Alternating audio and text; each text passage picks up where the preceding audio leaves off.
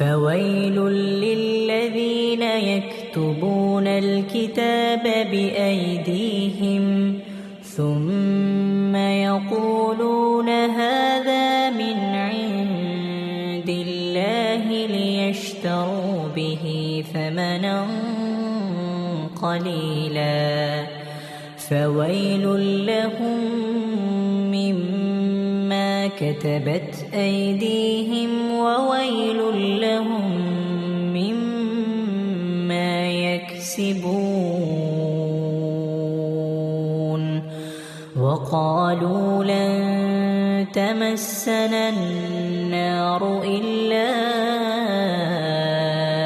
أياما معدودة قل أتخذتم عند الله عهدا فلن يخلف الله عهده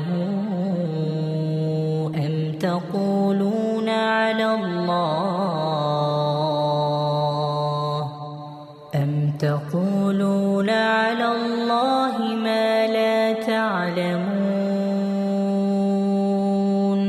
بلى من كسب سيئة